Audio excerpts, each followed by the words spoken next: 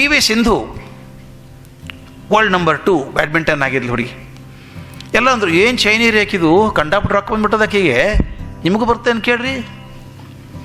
ಆಕೆಗೆ ಯಾಕೆ ಬಂತು? ಮುಂಜಾನೆ 3:30 ಎದ್ದು ಹೋಗ್ತಿದ್ಲಕ್ಕೆ.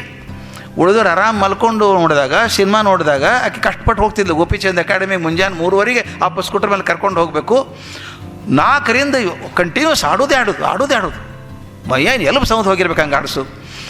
ಎಲ್ಲರೂ ಆರಾಮ್ ಕೂತಾಕಿ ಕಷ್ಟಪಡ್ತಿದ್ಲಲ್ಲ ಆಕಿ, ಅದಕ್ಕೆ ಫಲ ಈಗ ಸಿಕ್ಕದು. ಎರಡೇ ಹಾದಿದೆ ಸ್ನೇಹಿತರ, ಈ ಕಷ್ಟಪಡಬೇಕು, ಮುಂದೆ ಜೀವನದುದ್ದಕ್ಕೂ ಸುಖವಾಗಿರಬೇಕು. ಈಗ ಆರಾಮಿದ್ದರೆ ಜೀವನದುದ್ದಕ್ಕೂ ಕಷ್ಟ ಬರ್ತದೆ.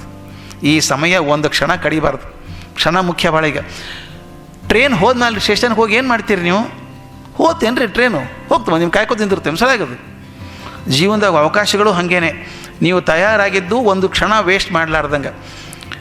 ನನಗೆ ಸಣ್ಣವಿದ್ದಾಗ ಅಜ್ಜಿ ಕಥೆ ಹೇಳ್ತಿದ್ದ, ಭಕ್ತ ಧ್ರುವನ ಕಥೆ ಹೇಳ್ತಿದ್ದ. ಧ್ರುವ ಕಾಡಿಗೆ ಹೋದ, 6 ವರ್ಷ ತಪಸ್ಸು ಮಾಡಿಬಿಟ್ಟ. ದೇವ್ರು ಬಂದ, ಏನು ಬೇಕು ಅಂತ ಕೇಳ್ದ.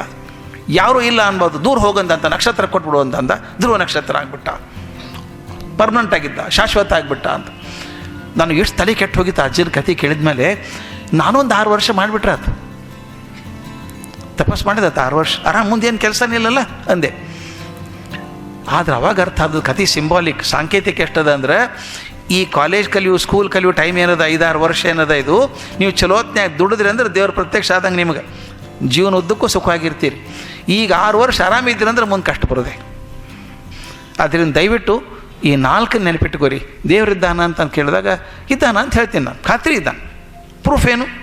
ಪ್ರೂಫ್ ಕೊಡ್ತೀನಿ ನಾನು ನಿಮಗೆ, ಪ್ರೂಫೇ ಕೊಡ್ತೀನಿ. ಬೆಂಗಳೂರಾಗ ಏರ್ಪೋರ್ಟ್ ಅದ, ದಿನಕ್ಕೆ 150 ವಿಮಾನ ಟೇಕ್ ಆಫ್ ಆಗ್ತಾವೆ, 150 ವಿಮಾನ ಇಳಿತಾವೆ. ಒಂದಕ್ಕೊಂದು ಡಿಕ್ಕಿ ಹೊಡೆದೇ ಇಲ್ಲ. ಯಾಕೆ? ಏರ್ ಟ್ರಾಫಿಕ್ ಕಂಟ್ರೋಲ್ ಅಂತದ ಅಲ್ಲಿ ಮೇಲೆ, ಅದು ಹೇಳ್ತದೆ, ನೀ ಹೋಗೋ ಇಳಿ, ಅದು ಕಂಟ್ರೋಲ್ ಮಾಡ್ತದೆ.